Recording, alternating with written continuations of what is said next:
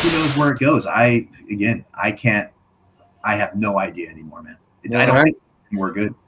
You know, every prepper's got what I call a pet fear, and this is what motivates them to prepare. And you mentioned some of them. You know, there's people that prepare for the nuclear plant melting down or the asteroid hitting the planet, and that I think what's happened recently with the increased movement towards globalization and control of society, I think what that's done is that's taken all those pet fears and stripped away all the stuff that's probable but not very likely.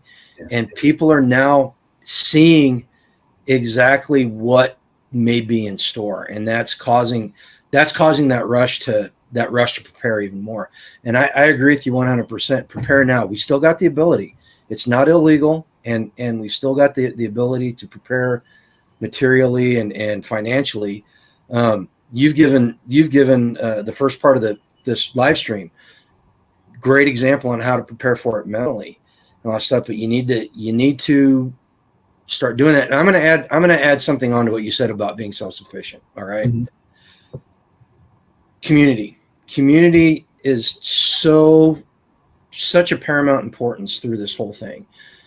You cannot survive on your own for even a extended amount of time. You know, eventually you're going to have to become part of a community, whether willingly or unwillingly. And I would rather see everybody. Now our community kind of happened by happen chance, to be truthful with you, because, you know, we sat down, we were going to build a mag, and we had the idea of everybody bugging out to the same place. We talked for 5 hours, our first meeting, and the only thing we came up with was we need another meeting.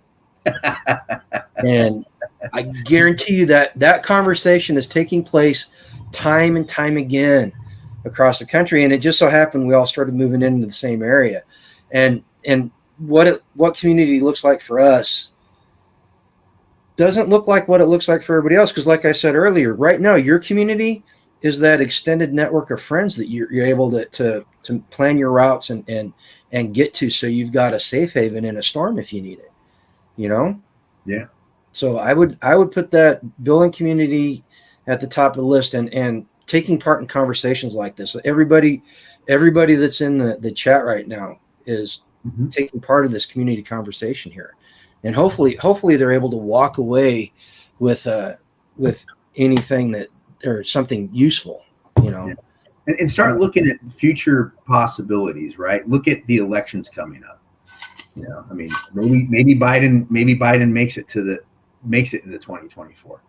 But you have Gavin Newsom out there doing his cheerleading and a lot of talk that he might replace him. Okay. Well, maybe that's why they're trying to go after Trump. They want Trump out. So then what does that look like? Who gets in there? Start looking at all these what if. That's what the OODA loop's about, right? Looking at these what if possibilities and looking at and examining, okay, what does this mean for us here and there?